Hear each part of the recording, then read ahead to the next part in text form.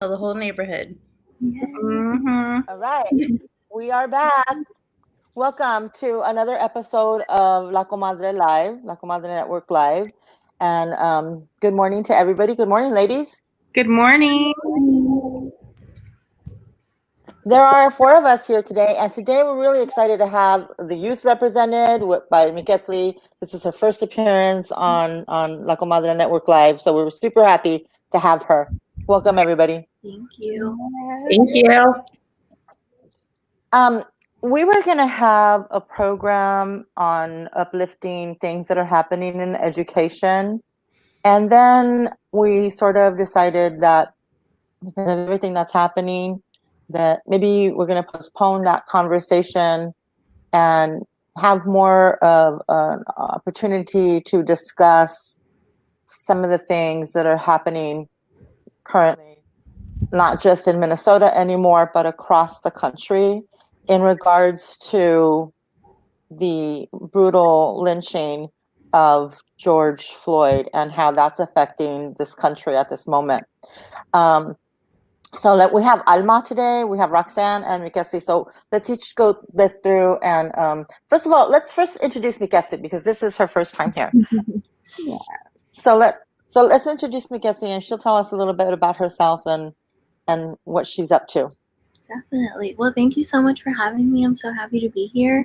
My name is Mikesley, and I am 20. I'm also a community college student. I am in my last semester at East Los Angeles College, and I will be transferring out. So I'm so excited. I do education work with students with an organization called Our Turn, and have been doing work with them for about 2 years now. And also I've just been involved in politics in different campaigns throughout my community. And so, yeah, I'm really excited to be here. Thank you so much. Yeah. And for those of you who don't know, Mikesley is the all famous Puka. So yes. I feel like I put quotes. Was that some nepotism? My name. Puka. Because yes. We do have some nepotism happening today. This is, in fact, Mikesley is Alma's daughter. Yeah. Can you see me beaming with pride right now? Totally. And we all are because we're all her ninas. Yes. No. And so tias. And so Mikesley has been activist or activating. What do you call her? She's been active since. I mean, for a long time. Like what, 6, 7? Yeah. A long time, and so she's been down with everything, and education has been, of course, our platform, but she's branched out into other areas as well. So we're really happy to have her perspective here. Yeah. Thanks, Puka. Thank you so much. I appreciate that. Miss Roxanne is here with us from the Valley. Hi, morning. So my name's Roxanne Nazario. I live in the San Fernando Valley. I like to specify that I live in the northeast San Fernando Valley because that's very different from the other side of the valley. I live in Sylmar, which is close to San Fernando, Pacoima, and I like to really focus on bringing awareness and attention because, one, the valley is usually forgotten as a whole, and that northeast section, which is mostly a Latino community, is very, very neglected. And so I'm always going to bring awareness to that. I do somewhat similar work to Mikesley, organizing. She works with students. I work with parents, but I love working with students as well and have seen a lot of them get involved from middle school and high school on. And I have a sixth grader who's also in middle school right now at an all-girls charter school in Panorama City in the Valley.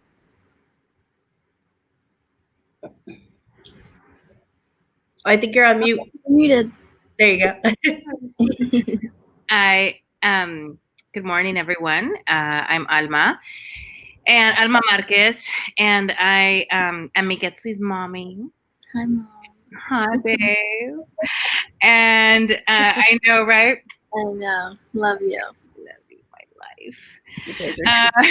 And I, in so many ways, have done a lot of the education work that I've done because as a mom, I was concerned not only about my kid, but also about all of the other kids. And I really believe things that in order for things to change, we have to be the leaders to push for change. And I've lived that a big part of my life.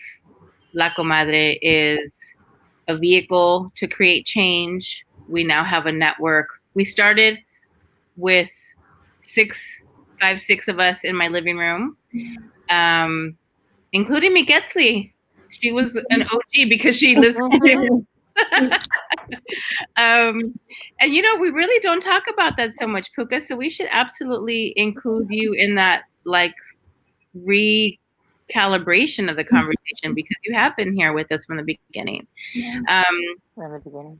And so our little network grew because I had a dream that instead of just having, you know, like a front singer, a lead singer, that we would develop a chorus of Latina women all over the state and now hopefully the country, so we can actually be visible and vocal about issues concerning our kids and issues that we care deeply about.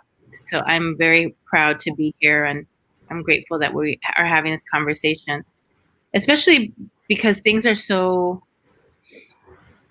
heavy on so many fronts. And I think it's a good thing to talk about that.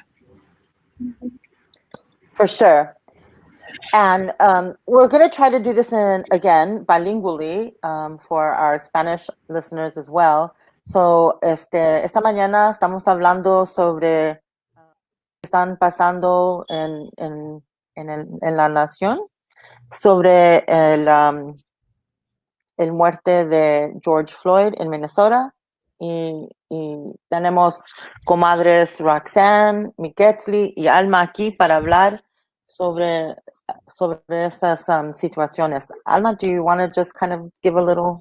Yeah, estamos muy contentas y también tristes a la vez de tener que hablar sobre estos temas difíciles. Habíamos intentado ahora tener una plática más leve, una plática enfocada en las cosas que están funcionando en las escuelas, pero esto fue antes, teníamos eso pensado antes de que pasó el asesinato del señor George Floyd, que lo mató un policía, lo vimos todos, y yo creo que muchos de nosotros estamos traumados por haber visto eso, y también nos sentimos como que no tenemos poder porque no pudimos salvarle la vida a ese señor.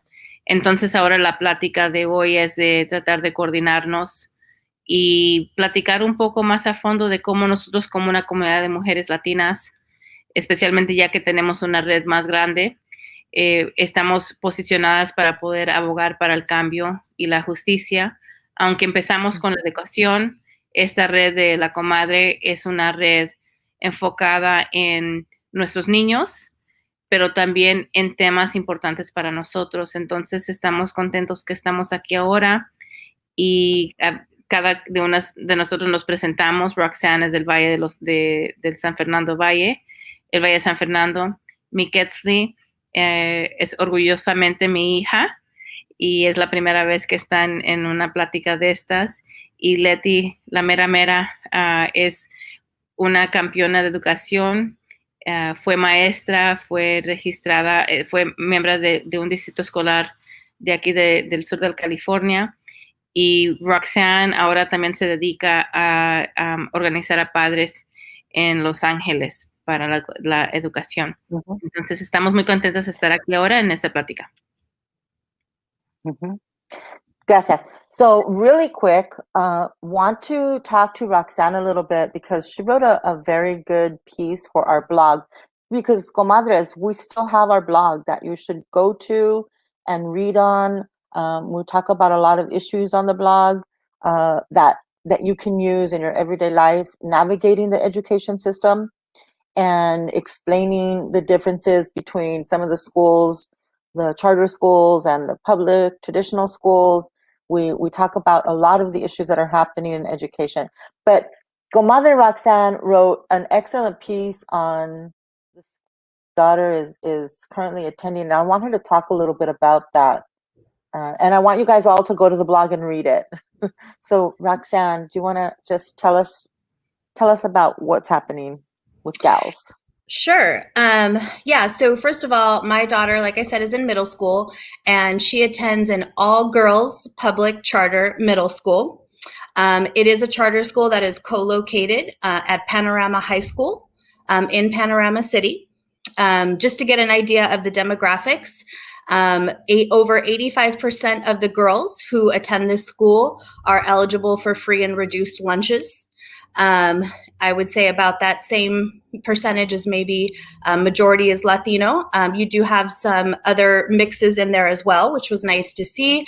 There are some Asian students and white students and a couple African American students as well. So there's a little bit of that mixture, but predominantly Latino.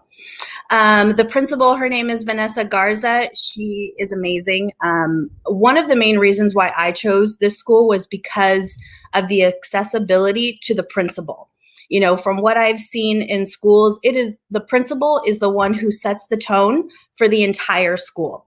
If teachers or staff, you know, are lacking respect towards parents, don't listen to parents, I feel that is a direct reflection of the leadership and the principal, assistant principal, whoever is leading that school. I knew the principal of my daughter's school a year before she started going there, and I could text her at any moment. I can text her at any moment. I've never had that accessibility to a principal ever. And my daughter's elementary school, which was an amazing school as well, was much more formal. When I came to the principal with ideas, a lot of the time I was met with no, or we can't do that, or whatever other barrier was there. Whenever you go to Miss Vanessa, okay, yeah, let's see how we can do that.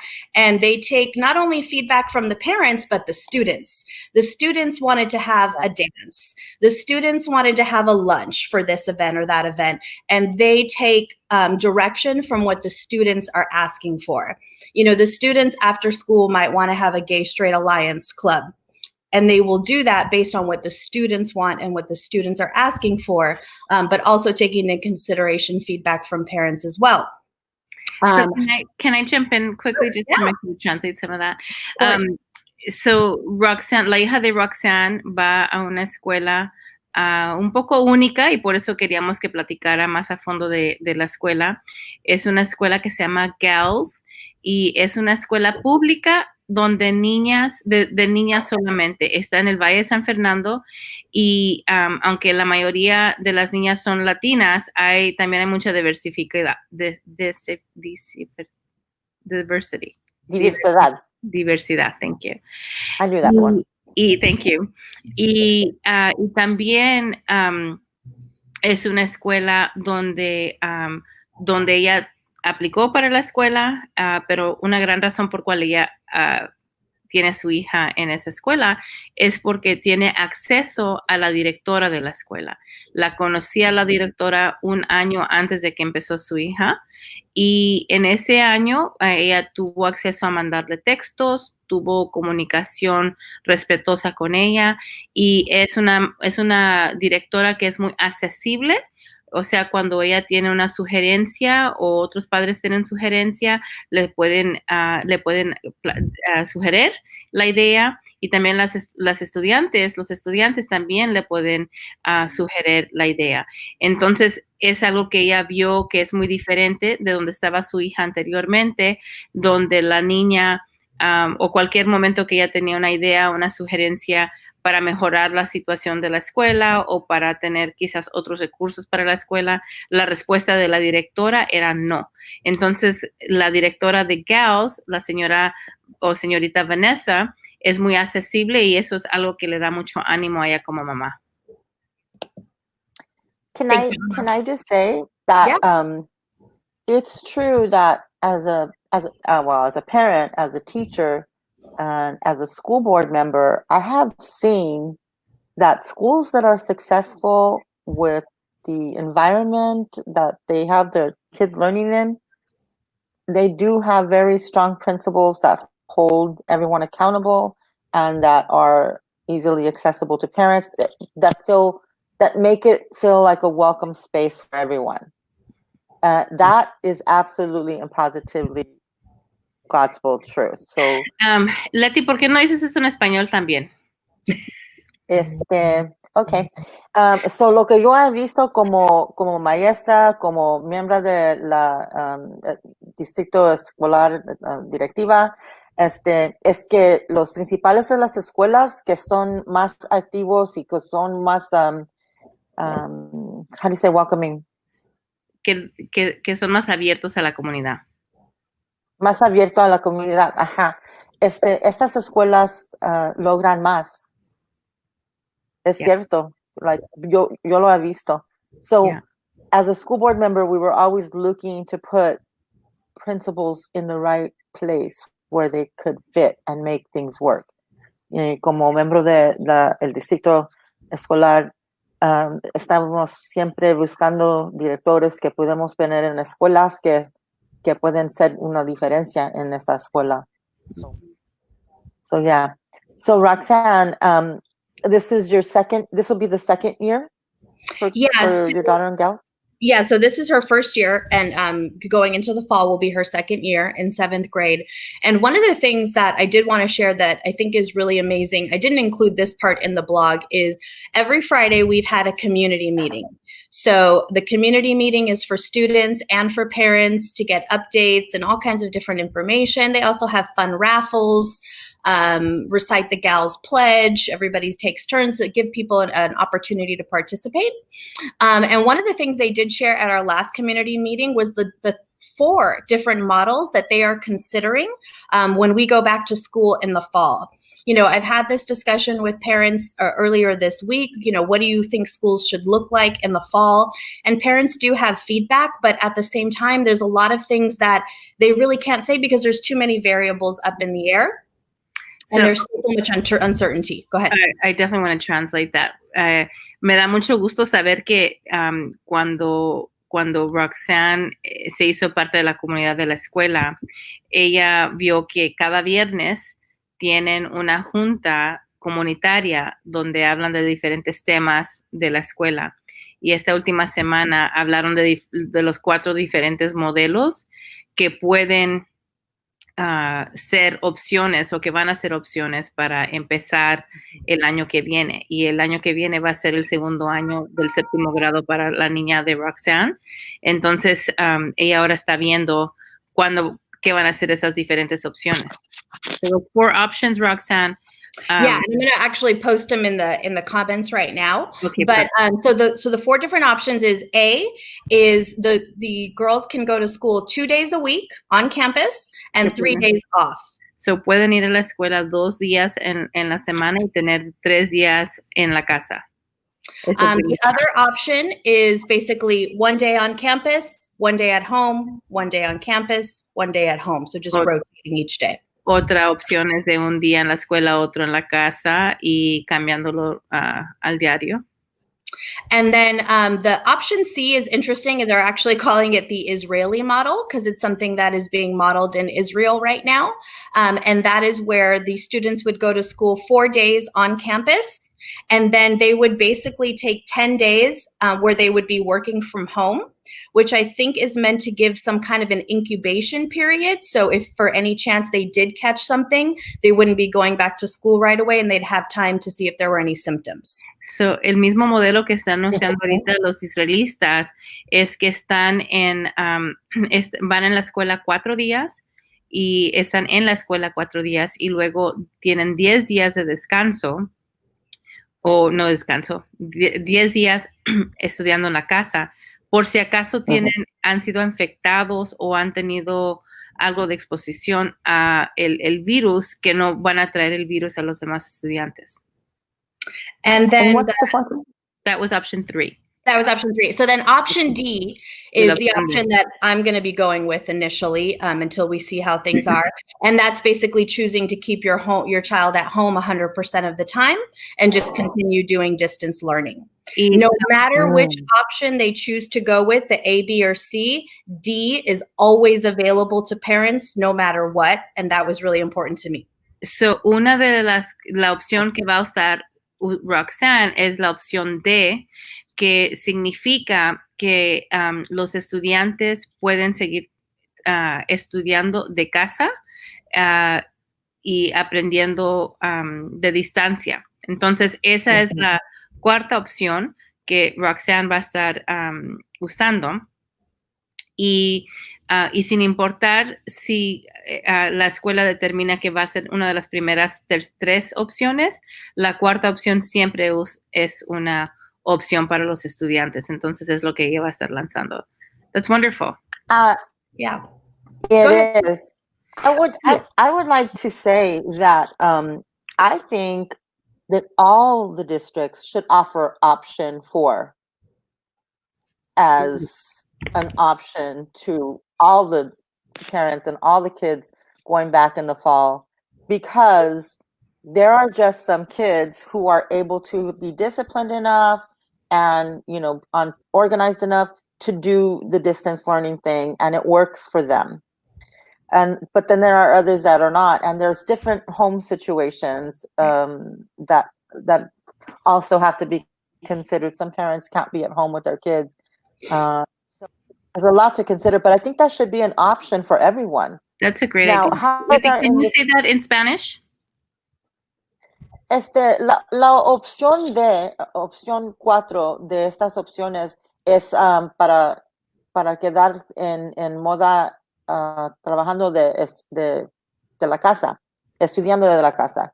Y esa opción debe de ser disponible a todos los papás y estudiantes en California en el how do you say fall? En el otoño. En septiembre, en el otoño. Todos los padres deben de tener esta opción porque es fácil a implementar y muchos estudiantes pueden lograr y pueden hacer el trabajo en casa. Y hay ciertas situaciones en donde que papás pueden hacer este trabajo to make it work. Let me say that. Para hacerlo funcionar. Yeah. So, esa opción debe de ser para todos los estudiantes. Pero quiero preguntarle a Roxanne, ¿cuántos estudiantes tiene la escuela Gals? How many students? Students in Gals? It's a smaller school. I also like to mention that Gals is actually a very new school. It's only been open for 4 years. So when they go into the fall semester, that will be their 5th year, and they actually are up for a renewal in the fall. But there's about 100 students in each grade. So there's 6th, 7th, and 8th grade. So it's a little under 300 students right now. Yeah. So it's small and manageable. The teachers are all really young and very energetic. Some are parents themselves, but the energy, the enthusiasm, the motivation that they share is always at a high. Yeah, that's great. Yeah. Okay, well, I mean, so, like I said, es una escuela pequeña y tenemos, es como la escuela de la hija de Roxanne, son como 300 estudiantes y la energía ahí es muy positiva, los maestros están muy comprometidos y es algo que se siente la buena energía con los maestros, que varios de ellos también están jóvenes, entonces tienen mucho ánimo para enseñar.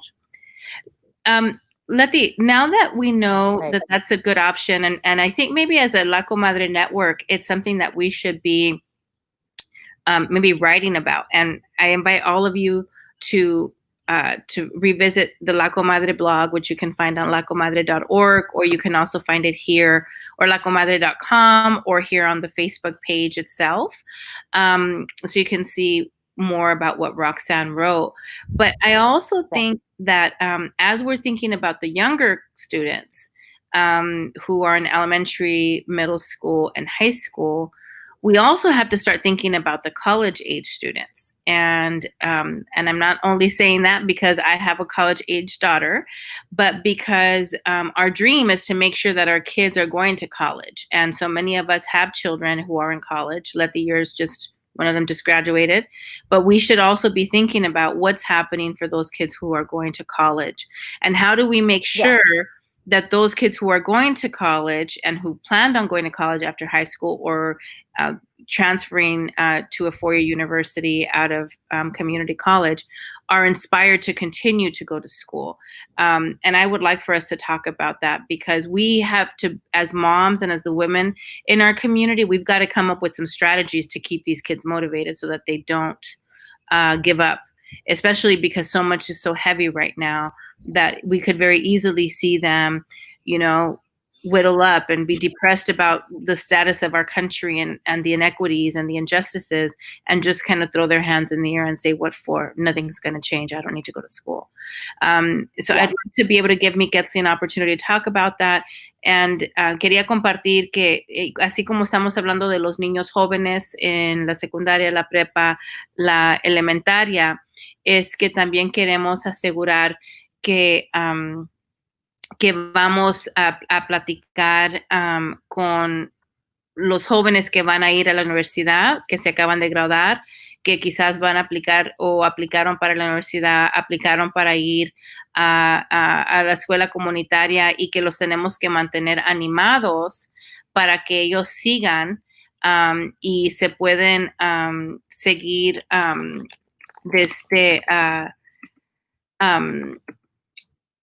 que puedan seguir y no estén desanimados con lo que está pasando, que no estén desanimados y que no crean que porque todas las condiciones que están pasando ahorita están limitando las oportunidades de los niños. Entonces, como mamá de una joven que está ahorita en el colegio y que se va a transferir, quería pues darle la oportunidad a Miquetzi que nos dé su opinión de eso. ¿Y qué es lo que vas a estar pensando tú y qué les dirías a los estudiantes ahorita que están en high school, graduándose y yendo para college? ¿Y qué sugerencias nos das a las mamás a cómo animar a los niños? So, Miquetzi, if you could just give us some advice, both for the students and then advice for the mamas and the tias and the ninas and everybody else who wants to make sure these kids go to college. Yeah, definitely. So because my path at a community college was just a little bit different, I think the first thing that I would recommend is definitely having a plan for, the next year or two, and just like an academic plan and setting that up. And obviously with the help of counselors, I was able to do that and was able to find that support on campus with a few different organizations. So that was really, really key and pivotal to me understanding what I was going to be doing during my time at community college. I know a lot of students are kind of opting for that option now that things are going to be digital. A lot of students don't really find the need to, be attending a 4-year. The classes are the exact same. I have professors who use the exact same textbooks and wouldn't change their curriculum for us. So, the courses don't change in the first 2 years. So I think that would be another thing, and making sure that community colleges are able to prepare for the amount of students that are going to be entering the system and being able to support them, being that, one, college is already difficult. Being in college online is, twice the work and, just so much more consuming. I don't really know another word to describe it. It's been difficult for me. Especially now that I'm going to be transferring out, that excitement of being, I know I'm so excited, the excitement of being able to, have that accomplishment be finally met and completed, but not feeling like seeing the physical kind of attachment to it has been really hard. So I think for me, what's been really grounding is knowing that at the end of the day, this is going to be over. Life will continue after this.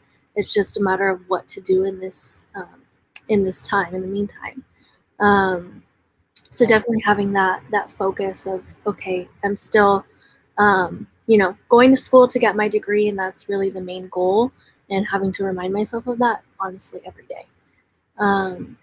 So yeah, I think just definitely creating also emotional support. My mom has been the best support system for me throughout all of this, and if it weren't for her, I think I probably would have lost it already. You know, it's been really hard to adjust to not being around people, and definitely having support of my mom has been so key in keeping me on track. You're right. Because I don't want to cry. So yes, you're right, girl. You're lucky to have me. I'm lucky to have you. Yeah. Yes. It is true because, knowing Alma and McKesley, I can totally see how it would be way easier to spend time in a college classroom than with Alma all day. Yes, this is true. I'm kidding. 100%. I'm kidding. No, but it is true, and you guys know that my son graduated in Washington State. He doesn't live with me, but I have tried to be, for parents who have kids that are going to college in another state. You can still be supportive. Alma and McKesley are fortunate to be together, and they're at home still together. But if you're a parent and you have a kid in college in another state or somewhere far away, it's important to keep that line of communication and just keep pushing and keep, supporting, and like, no matter, like, Mom, can you check this paper for me? Mom, what do you think about this? I have an option to do a project on this or that. Just giving that feedback and support, and just letting them know that you're there and that they can count on you for whatever. That's super important to the kids too. Letty, can I interrupt you and ask you to say that in Spanish, and then I'm going to come back to Miguelzi so she could say it in Spanish too, about the ánimo, the suggestion, So lo que estoy diciendo es muy importante para los papás, nada más los papás que están en casa con los estudiantes de colegio, pero yo como madre de hijo en otro estado, y las mamás que tienen hijos en otros estados en colegio, es muy importante apoyarlos de donde están. Muchas cosas que podemos hacer para darles ánimo y soportarlos. Apoyarlos, sí. Sí. Uh-huh. Mija, comparte lo que dijiste en español. Okay. So, mi experiencia en el colegio comunitario no fue fácil. Era algo que necesitaba mucho apoyo de los programas en mi escuela, y me han ayudado mucho en tener un plan. Y es muy importante de tener un plan para el año que vamos a ver, porque muchos no sabemos qué va a pasar. Para mí ahorita, para el otoño, no sé qué voy a hacer. Para mis clases, hemos hablado que a lo mejor es mejor que me quedo aquí en casa a tener mis clases en línea y tener más distancia social. Pero algo en mi experiencia de estar aquí en casa es de tener el apoyo de mi mamá, el apoyo de mi familia, que sabemos que después de este tiempo vamos a tener a continuar en nuestros metas y tener mucho enfocado en eso, enfocado que la vida vamos a continuar después de esta pandemia, y es muy importante que tenemos esta como una visión que vamos a mantener para nuestras familias y también pues para nuestros estudiantes. I love that, and I think that it's so important that we talk about community college, and we talk about the differences that community college students are facing, because so many of us, right? So I have a master's degree from UCLA. I have a bachelor's degree from from Occidental College, but I started at East LA College, right? Because I didn't have good grades to go directly to a 4-year school and out of high school. And so community college was my second opportunity. And I always say community college is a great option.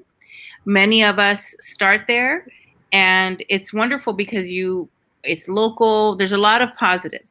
Now, the truth is there's also a lot of negatives. It's very hard to get into classes. You don't have the one-on-one support that you have at, universities with a lot of money and a lot more resources. And sometimes, frankly, the staff isn't always helpful. I've experienced that. I know a lot of us have experienced it, where from the top, from the chancellor, they could give a rat's ass about the kids, to, some of the people at the school site who treat you like you don't belong there and that they're doing you a favor, right? When you're coming there and you're paying your tuition. Yeah. And I'm saying that as someone who went to community college, and now somebody who has a daughter in community college. So I know what I'm talking about when I say that. So I will say that, but at the same time, there's beautiful people who work there. And if you're lucky enough to find one of those beautiful people who will mentor you, like I was lucky enough to find in 92, 93, and 94, when I found Marielena Yepes, who, I speak of often because she became like my godmother, and she was totally helpful to me and helped me transfer out in 2 years. But community college is where the majority of Latino students are. In California, 45% of all Latino students who go to college are in community college. And there's 115 community colleges in California. So the majority of our students are there, and the majority of those who are leaving high school go to community college. So we've got to make sure that we're talking about community college so that it continues to be a pipeline out into a 4-year degree, which is what we all want for our kids, right? And what we all want for ourselves too. So it's important that we talk about community college and how now this pandemic is changing community college, and that we encourage people to stay and to go to school. And we want to be a resource to people who are in that situation that maybe don't have the resources. La Comadre wants to help support you and connect you with the right people as well, so that you don't get lost and fall through the cracks, and your kids don't get lost and fall through the cracks. Como una mamá que fue una estudiante también en el colegio comunitario, para mí es súper importante que nuestra comunidad sepa que la mayoría de nuestros hijos que se gradúan de la preparatoria van a las escuelas comunitarias, como el Colegio del Este de Los Ángeles. Hay 115 en todo el estado de California. 45% de todos los niños latinos que siguen después de la preparatoria van a esas escuelas, pero muy pocos de ellos salen. Entonces, yo tengo una maestría, tengo un bachillerato, pero yo empecé en una escuela comunitaria. Entonces, yo sé que varias de nosotros también lo hemos hecho, y mi hija también lo está haciendo. Entonces, queremos tener esa plática de que muchas veces, desafortunadamente, las personas que trabajan en las escuelas realmente no te ven no te reciben con brazos abiertos, te reciben con una cara de mal pagada, y desafortunadamente eso es parte de lo que tenemos que reaccionar, que es cierto. A mí me ha pasado a mí como mamá, como estudiante, yo sé lo que estoy hablando, y eso empieza desde arriba, desde los presidentes de los sistemas hasta los que te reciben en la puerta de enfrente. A pesar de que nosotros estamos trayendo nuestro dinero y pagándoles para que tengan trabajo. Pero eso es otro punto aparte. El dilema es que nosotros queremos ser un recurso para las mamás y para las mujeres, los estudiantes, que si ustedes necesitan algo de ayuda, nosotros los queremos ubicar y conectar con personas que quizás les pueden ayudar. Porque muchos niños no salen de esas escuelas y no salen por varias razones. Entonces, queremos apoyarlos y hacer comunidad con la comadre para poder organizarnos. ¿Ok? Can I share some of the programs that I was a part of? Yeah. Yes. Okay. So one that was super, super helpful to me that's at ELAC is the Dolores Social Justice Program. I'm not sure if we can add it into the comments below, but also the UCLA Center for Community College Partnership, so CCCP. Those two programs really, really helped me in understanding the classes that I needed to take, making sure that I was fulfilling my IGETSI, which is the guide that you use for the classes that can transfer out to a UC and a CSU. I went based off of the UC IGETSI. There are two different ones. And also, one program that I wasn't a part of, but I know what has been really big on campus is the Puente program. I know different colleges have it.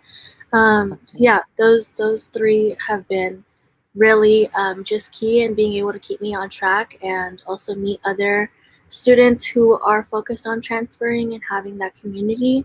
That's been really, really big is knowing that I'm not alone in this journey and that there are other students who want to get out, who are motivated to continue on to a 4-year. So yeah. That's awesome. Can you say that in Spanish, kid? Yes.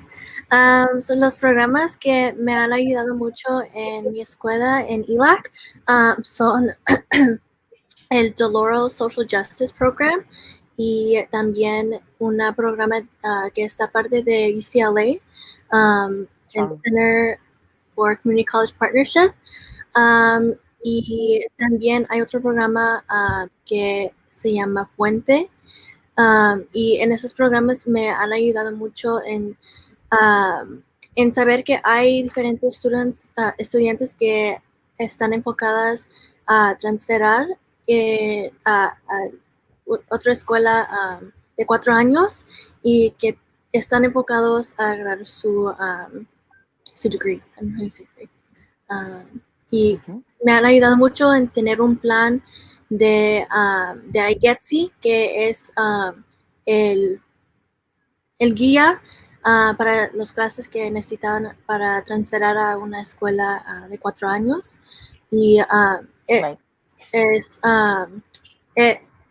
es una parte para mí que me han ayudado mucho en tener una experiencia muy positiva en comunidad. You know, I want to give Awesome. since we're talking about community colleges, just real quick. One of the big community colleges in Los Angeles is right here in my city where I live in Sylmar, LA Mission College. So LA Mission College, most people know of. It's in the Northeast San Fernando Valley. My sister, who is 10 years younger than me, in her late 20s, goes there, and she's wrapping up her communications degree right now and was expecting to graduate in June. But we'll be doing our own ceremony for her. And we have students that are coming from Victorville, from all different parts of Los Angeles, and that school has just continuously grown. You know, people know what kind of college is right for them, whether it's a university or community college. I went to a trade school, but I think it's important to look at all those options and not just push for a university off the bat because you feel like that's what you're supposed to do. Absolutely. I could not agree more. It's super important that we do that. We have a slide that we're going to share about information about the community colleges that we can share on. I guess, Letty, we can share it on the live comments afterwards, or yeah. Okay, because it's important that we know that the situation with so many community colleges, and I think that you know, we often talk about community college, but we don't like really get excited about, oh, I'm going to a community college. There's a feeling, and I'm just gonna keep it 100% real. When I graduated from high school, I was embarrassed that I was going to community college because I felt like I was a failure. I felt like I had messed up. Even though I was smart, I wasn't good enough to go to a 4-year school. And it was very embarrassing. I felt very ashamed. And I didn't see it as a source of pride, as a source of support or anything like that. And it took me a long time to kind of, you know, but then when I got to community college, it took me a long time to kind of get over it. But when I got to community college, I love community college. In many ways, it was good. And I've always said that if you can survive community college, you can survive anything because you don't have lots of support. Miketzli, because of, you know, her little hustler self ideas, and then people that we knew and resources that we were able to figure out, she was able to get herself into some programs, right? And she did it for herself. I didn't go and do it for her. She found them for her. And you have to have that kind of energy to do well in a community college. So because they won't come and give you something and say, here, welcome to our school. Here's a welcome pack. It's not like that. It's not like that. It's like, it's almost like that term, sal si puedes, right? There's like, you get out if you can. And that's kind of, unfortunately, the way these systems work. And so we have to be really supportive of our students who are going to community college, love them, encourage them, because if they don't feel that encouragement, it's very, very easy for them to, because they're not getting that encouragement at school, it's very easy for them to give up. And so I just want to make sure that you know that we have to encourage our community college students to stay involved, to stay in school, and to see it as a stepping stone for something more, but that it's like a source of a lot of pride. I'm very proud that I graduated from ELAC, because I've said if I could graduate from ELAC, you best believe I could graduate from UCLA. And I mean that. And I could have graduated from any other university that I chose because I survived East LA College. So I do think that it's something we have got to continue to talk about and get people excited. Like, let's celebrate the fact that they're going to community college. Y yo pienso que es súper importante que celebremos el que los niños van a ir a las escuelas comunitarias, porque yo cuando empecé yo me sentía muy avergüenzada, no me sentía como súper orgullosa de eso, a pesar de que era la primera de mi familia de ir a la universidad aquí en los Estados Unidos. Entonces, no era algo, un punto de que celebrar ni nada de eso, pero digo que cualquier estudiante que puede sobresalir en esas escuelas comunitarias definitivamente puede sobresalir en cualquier otra universidad, porque ahí no hay apoyo, no hay mucho apoyo ni mucho dirección para que los estudiantes salgan. And it's, what I'm telling you is not just my experience, it's actually backed by data. And I'm going to read this because it's important you know that only 2% of Latinos transfer in 2 years from the community colleges to a 4-year school. 2%. Solamente 2% de los estudiantes latinos se transfieren de las escuelas comunitarias a una escuela de 4 años. Solamente 22%, so 1 de 5, only 1 of 5 students, 1 de 5 agarra un certificado o un bachillerato a una escuela de 6 años. Y eso se compara con 37 o 35% de anglosajones y asiáticos. So only 22% earn a degree, certification, or transfer within 6 years of Latinos. Compared that to almost twice as much with Caucasian and 35% to Asians. So the numbers are very telling. And we have to say these numbers, it's not just our own personal experience, it's actually shown by data. So we'll be doing more work on that. Vamos a hacer más trabajo en eso, en compartir eso.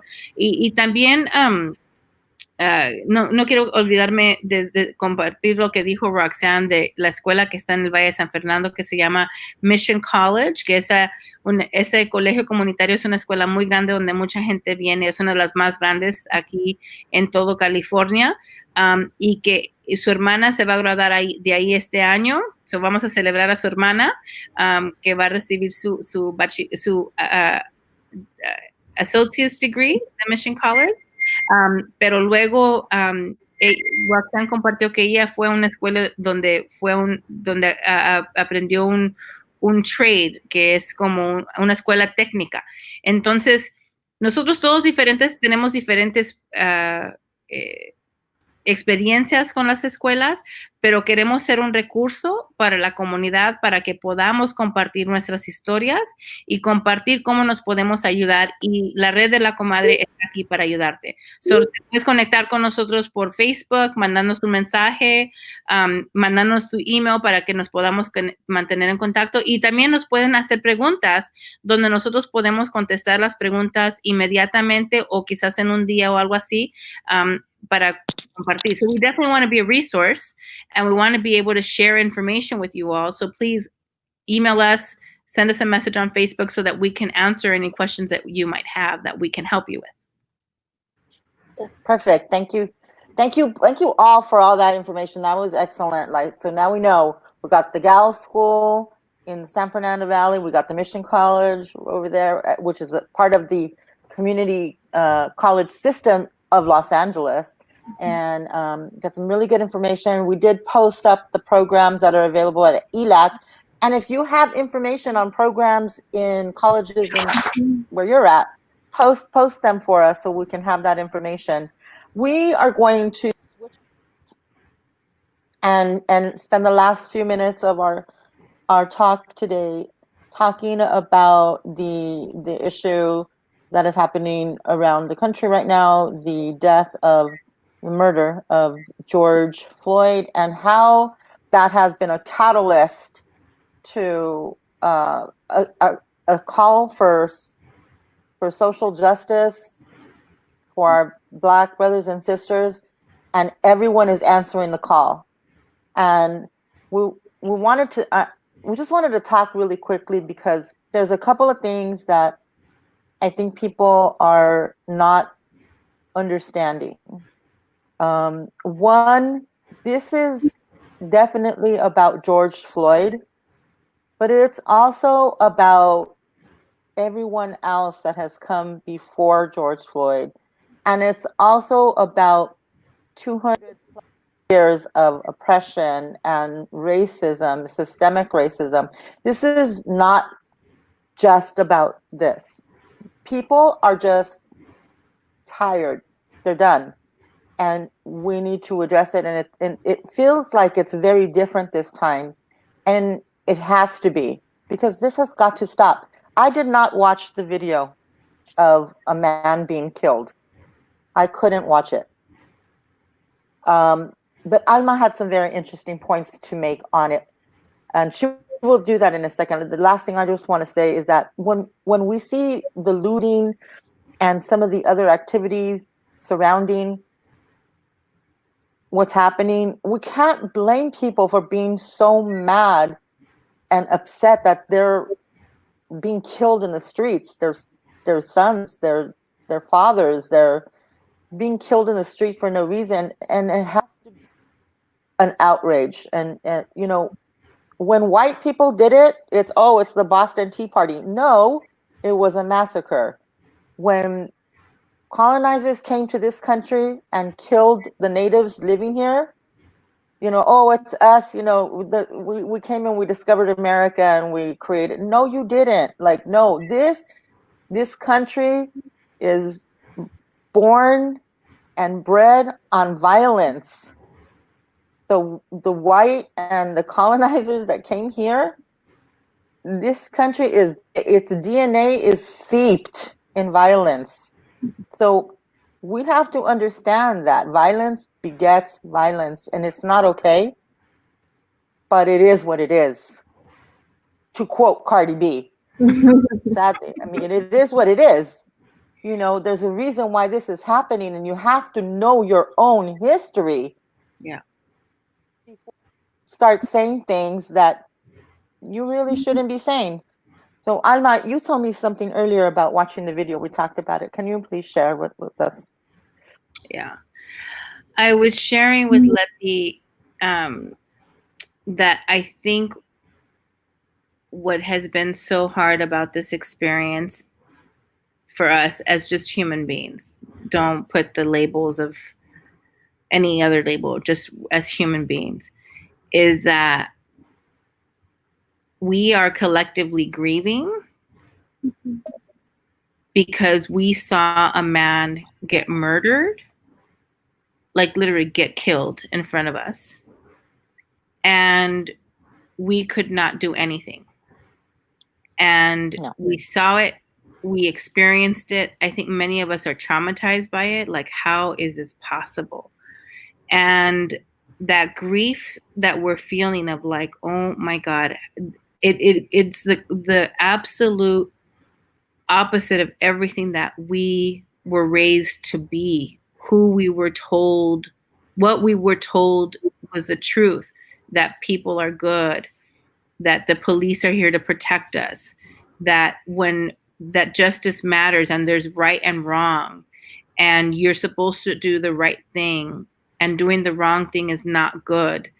And seeing the institution in this police officer, because he represents the institution, kills somebody. in front of us without really giving a shit. He did it. He didn't fear anybody. The look on his face when you see that video, he didn't care. He was like, and what? What are you going to do? You can't control me. I'm more powerful than all of you. And he and his coworkers, who are also, as far as I'm concerned, guilty of that murder, didn't stop him either. And I think that our issue is that we are grieving collectively. And I think being able to speak about it as grief and also outrage is something that we should talk about. And I'm glad that we're talking about it. We talked about it with Quila from Minnesota a few days ago on another Facebook Live that we did. And her experience is there on the ground. Adriana, who is a comadre out there too, is on the ground. She's going to join us at another time. But being able to talk about it allows us to change it. And when we name a problem, that's how the beginning of fixing that problem starts. So I think identifying that this is a collective trauma, I think all of us are traumatized.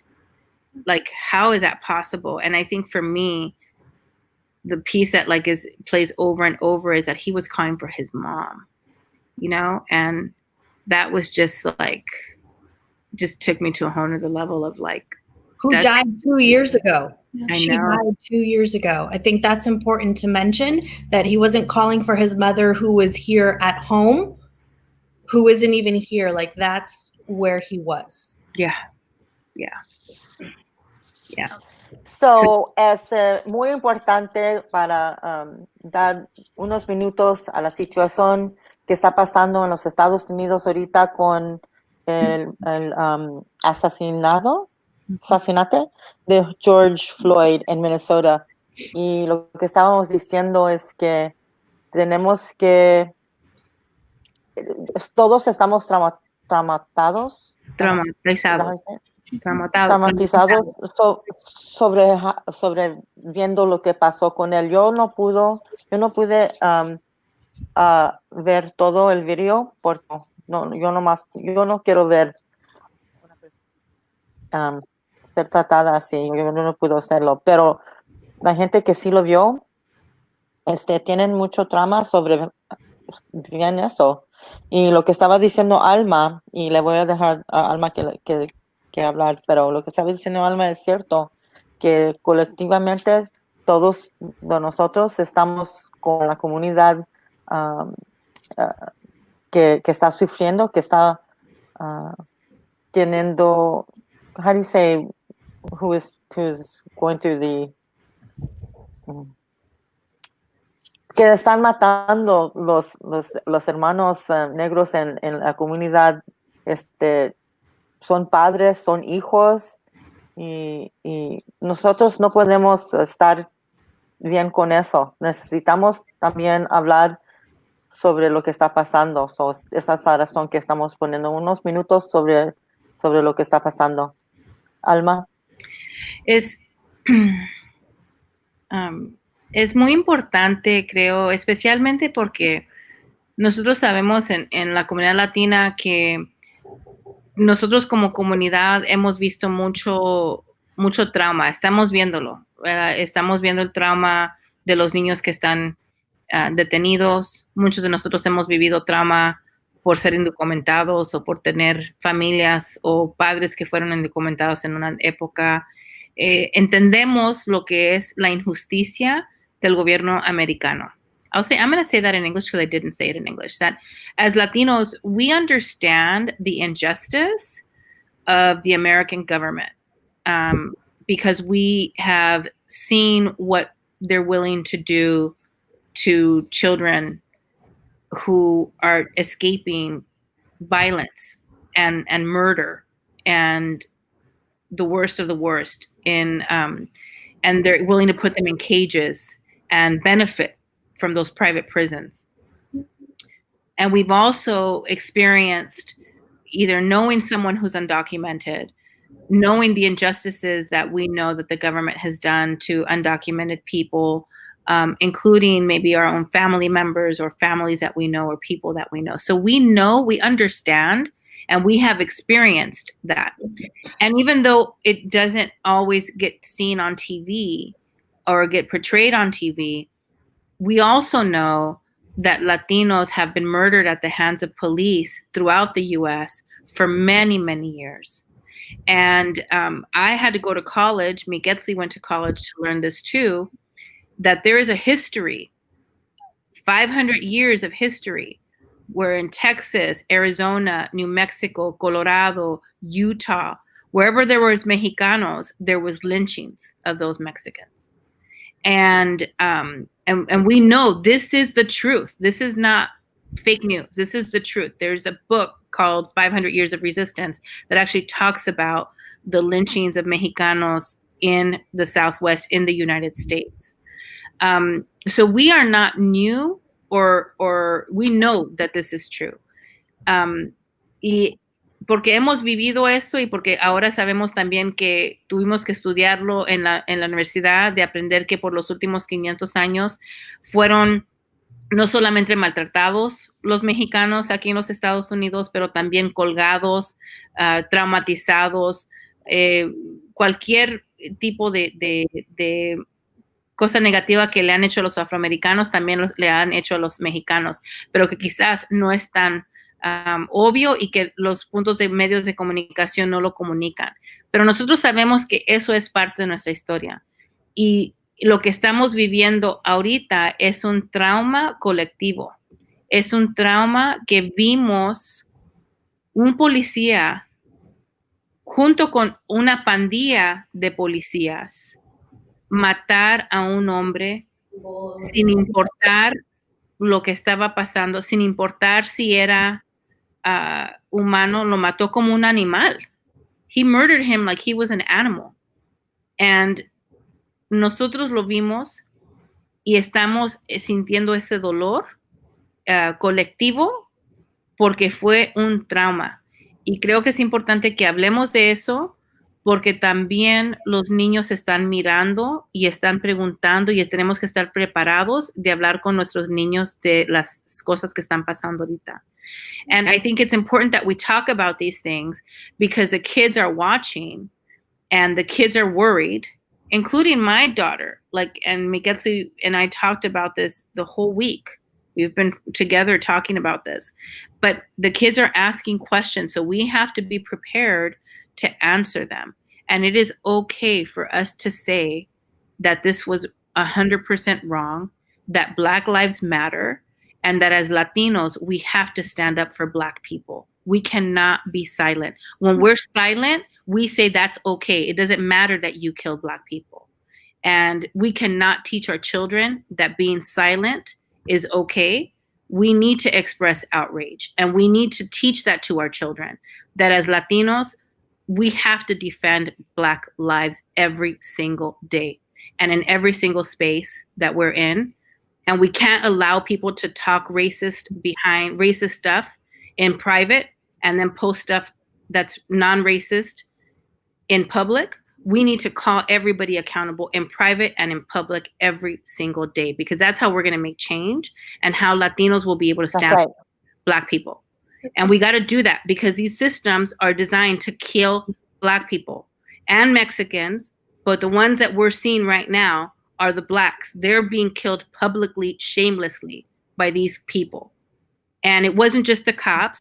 It was those people in those two guys who got off of their car and shot down that guy, Ahmad. Acting like they're cops. Acting like they're cops. Acting like they're cops, but believing that it's okay for them to take away life from a Black person, the sacredness of life. They think that it's okay for them to do that because they have this ridiculous amount of privilege that they just walk around like Black lives do not matter. And by us saying Black lives matter, it's us taking back that power and changing that narrative. And I think it's responsible and imperative and absolutely critical that Latino leaders throughout the United States, starting with us in our homes, talk about this. We got to talk about it in private and we got to talk about it in public, and we can't be ashamed. And when you're silent, you're complicit and you're part of the problem. And I'm going to say it in Spanish because I think it's really important, even though I know we're a little bit above what we agree to talk about. But si nosotros como latinos no hablamos de esto y no defendemos a la comunidad afroamericana y hablamos hipócritamente de que, oh, eso fue una injusticia, en público lo ponemos en los medios sociales públicamente que, oh, pobrecito, eso es malo, pero luego en la casa vamos a hablar de, oh, ese negrito, esto, lo otro, acá con unos chismes donde somos inconsistentes con lo que estamos diciendo públicamente y luego hablamos cosas así, que parar, porque ese tipo de trato, ese tipo de comportamiento, de hablar algunas cosas públicas y decir otras cosas privadas, es lo que causa estas condiciones, porque hay como una conversación pública, oh, sí, nosotros estamos aliados con, o eso es injusto, o sí, todos somos iguales, pero al fin de cuentas en nuestras casas estamos hablando cosas racistas. Eso es como se continúa esta cosa, y donde personas que hacen lo mismo en sus casas, personas anglosajonas, hablan lo mismo de latinos en privado, pero públicamente dicen que están de acuerdo con la comunidad latina o que adoran a la persona que limpia sus casas o whatever. Entonces, nosotros tenemos que hacerlo público y hablarlo consistentemente, que nosotros tenemos que defender las vidas de los afroamericanos y también, obviamente, las vidas de latinos importan también. Pero es importante que nosotros ahorita, en este momento, estemos súper aliados y súper consistentes en defender las vidas de los afroamericanos que están siendo atacados en una manera horrible, inhumana, que no se puede defender ni una manera u otra. Digo que ese es la misma decisión que hizo este policía de poner su rodilla en la nuca de este hombre que lo mató. Es la misma decisión que hicieron los dos hombres en Georgia, donde mataron al señor Ahmaud, que estaba solamente haciendo ejercicio corriendo ahí en la vecindad. Pero lo mataron porque ellos se sentían que eran más importantes que él y que podían matarlo. Y eso es una injusticia que tenemos que parar. Eso tiene que parar. Y nosotros como latinos tenemos un deber de ser personas dignas y de ser personas que defienden a los afroamericanos. Es nuestra responsabilidad como humanos, y lo digo que nosotros tenemos que hacer esto, romper esta cosa que está pasando racista, porque nuestros niños lo están viendo y tenemos que ser ejemplos para ellos. We have to be examples for the children because the children see and hear everything. So we can't expect kids to be non-racist or anti-racist outside if we're being racist inside our homes. And this is a perpetual cycle. So we need to stop it. We need to stop it in our homes, and we need to not just be marching in the streets, which 100% I support, but we need to be talking about it in our homes and being honest about our miscomings and our shortcomings. And since we have a couple other perspectives here, I definitely am interested in hearing very quickly from Miketli on her perspective on what's happening now. Yeah, it's been a heavy week. I think we all need to come in solidarity for our Black brothers and sisters.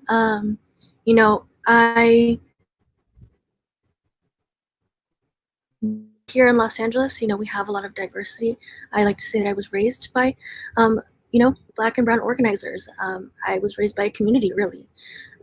You guys have been a part of that, and a part of that journey. It's so unbelievable that we are continuing to see this happen. I've seen a lot of people say, we're in 2020. It should be different, but the reality is there's been nothing done for us to believe that it could be different, that we could be seen as, as people. Yes, there have been social movements for us to believe that there has been progress, but there hasn't been progress in the policing of our people, ever. you know, I mean, we can look time and time again of how many people who've been targeted. The Brown Berets, the Black Panthers, like, it's clear what that was. So I think now we're in a time of being able to really recreate that narrative and create a new narrative around how our law enforcement treats us, how we're racialized in every institution. These institutions were not set up for us to succeed. They've wanted us to fail. They've been doing this since colonization. We can see how it's just been evolved into what we know now, how we've been socialized to interact with our police officers. I can't say that I don't get nervous in a space where police officers are present. I do. I know that at the end of the day, they look at my skin tone and they see she's just another Mexican. They don't care. We also need to talk about the fact that, you know, some of our family members do have the privilege of being white passing. That's another thing that we don't talk about, because it is something that does play into part. So it's a lot of conversations that I do think we need to dissect, but it is important for us to stand in solidarity with our Black brothers and sisters, and honestly, with other communities. It's not just Black and white. It's Black, Mexican, Asian, you know, the you know, Middle Eastern community. Yes, it's everybody. Exactly. All of us have struggled, and in a lot of ways, our struggles have been very similar. We can't begin to create a history where our histories are different. Our histories have happened simultaneously and have been very Get to intersect. Yes, 100%. We have so many different identities that we all want to carry and are now coming to terms with being more open and inclusive about that. Well, we need to be inclusive about our histories and how our histories are, one, being told, and that we're giving every single perspective. The fact that we have to go to college to learn about the history of Mexicans, and one, the fact that we're on stolen land, let's say it loud and proud. You know, Yes, we are. We need to acknowledge that in every conversation. You know, here in LA, we live on the Tongva land. Let's acknowledge that. Let's be real about that. Let's be real about, yes, this also land was also once Mexico. Let's talk about our history very openly and know that just because these institutions have been created, they can also be recreated into something new to be able to help our communities be able to live equally and be prosperous in that. It's not, you know, one issue or the other. So I think, you know, and especially if we look at our institutions of education, you guys can go to the californiafacts.org and it will show you when we are supposed to reach equality for Black and Brown students. What year? I'm going to go there right now. And Like I mean, I just want to just say, because girl, I just love you, McKesley. We raised her right, right? Yes. We raised her right. The girl's good. Look it, 100% that this little girl is woke as fuck right now. And we all need to be a McKesley in this world. Everybody needs to be a McKesley and understand where you came from, understand where you're going, understand your data, understand your history. Yeah. Thank you, baby girl. You are 100% right now. Thank you for that. It's hard to translate into Spanish. Yes. But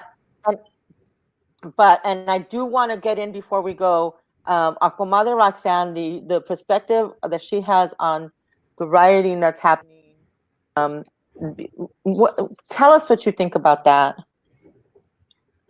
Yes, I will.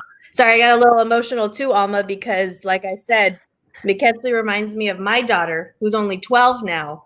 And I see my daughter in 10 years. So I feel you.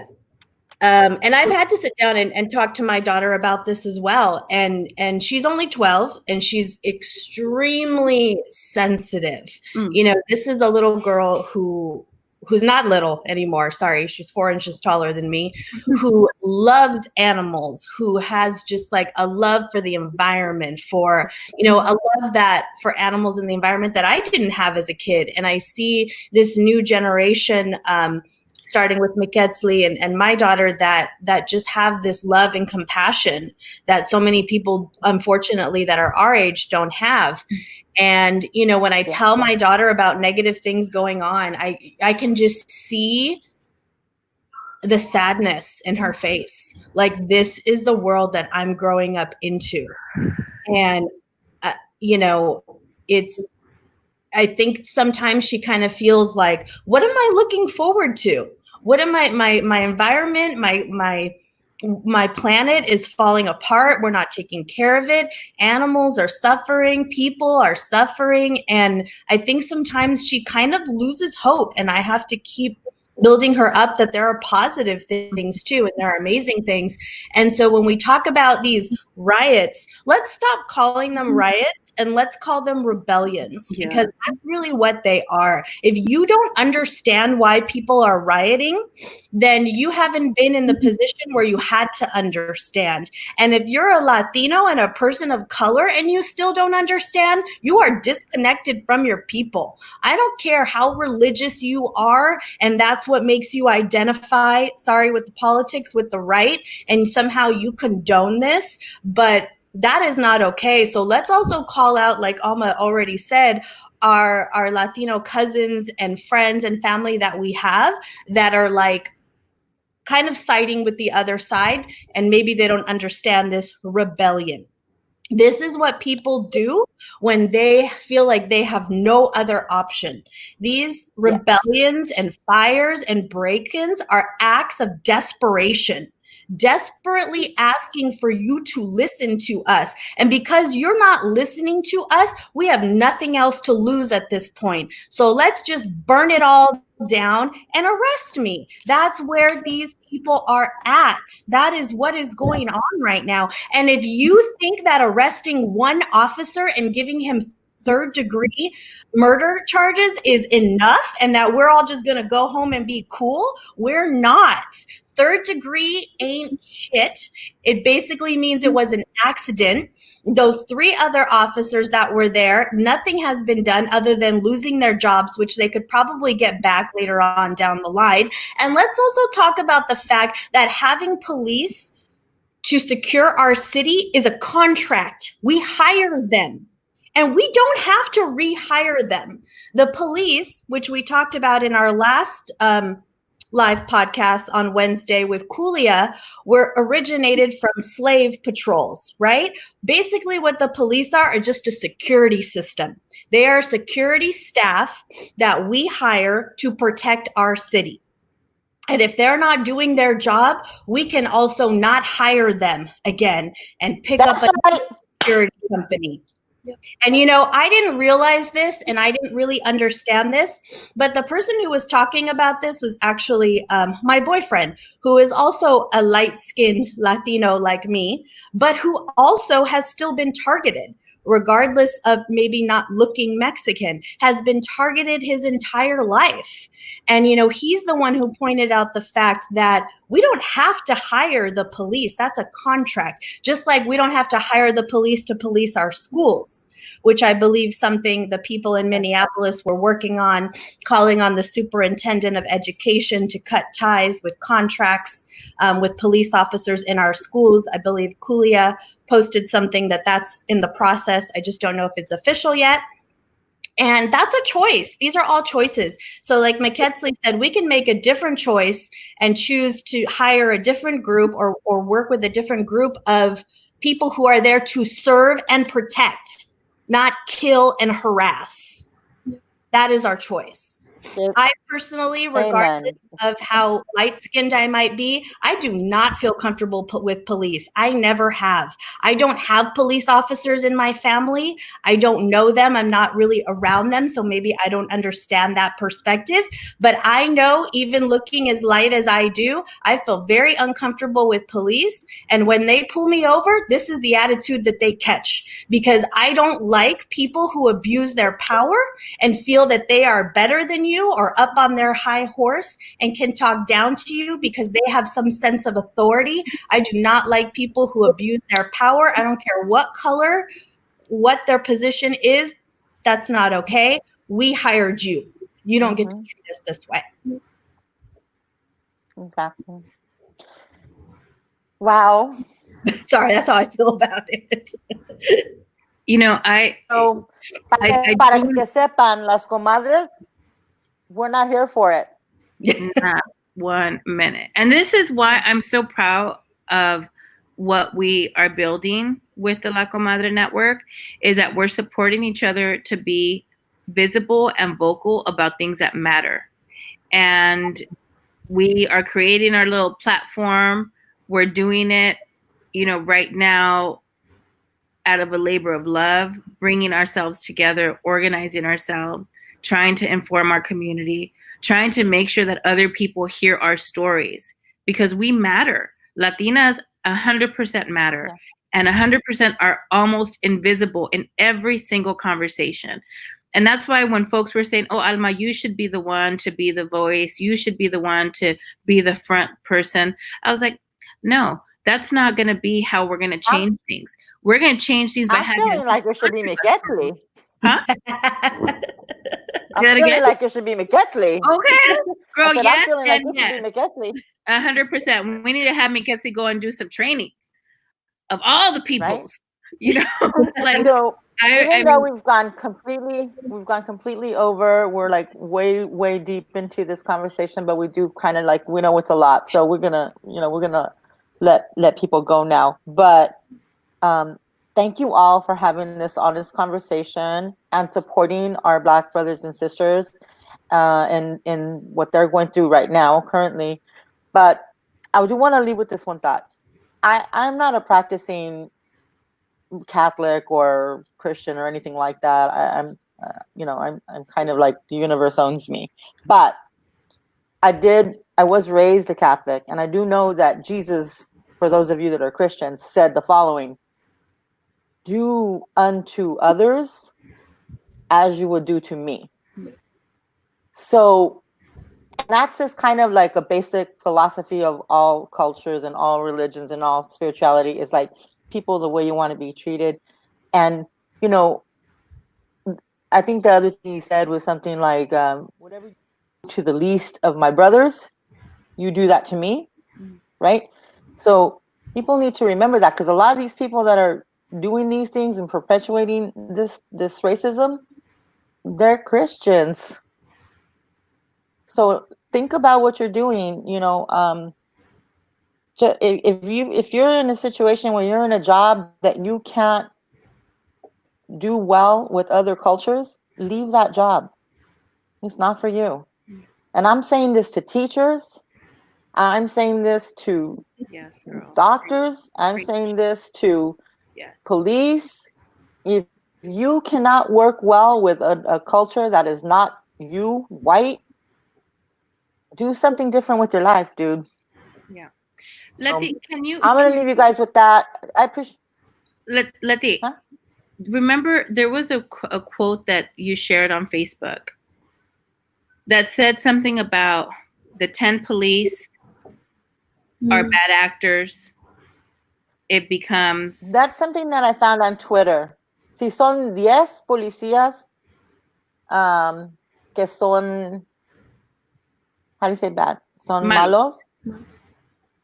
I forgot what it is, but basically y 1000 que son buenos, son, I don't know, it's something like there's 1,000 that are really bad. It's, so basically, lo que pasa es, si tú estás trabajando con una persona y ellos están haciendo malas cosas, y tú no dices nada y tú nada más estás viendo lo que está pasando y no estás haciendo nada y diciendo nada, tú también eres el, how do you say bad apple? El problema. Yeah, y tú eres parte del problema. So, para decir que son nada más pocos de policías o maestras que son racistas y las demás no son, si las demás están viendo lo que está pasando y no están haciendo y diciendo nada, entonces ellas también están, how do you say, complicit. Yeah, están aliadas con ellas. Ellas, exactly. So necesitamos hacer diferente. Si tú ves algo, tú dices algo. Speak Yeah. call these people out. Tell them they need to be in a different profession. Yes. Across the board. Ladies, thank you so much. Thank you. Yeah, thank you so much. We're going to put that stuff up here. I'll post it on there. But thank you so much for joining us. And we'll see you next Saturday, And if not sooner. We'll depending- translate this during the week for everybody because there was some portions that we didn't translate live. So we'll make sure that we have some translated versions for us following. So vamos a traducir lo que no traducimos en vivo, lo vamos a traducir después para todos los lenguajes. Okay? Yes. Okay, gracias. Thank you. Have a good day, everybody. Adiós. Bye.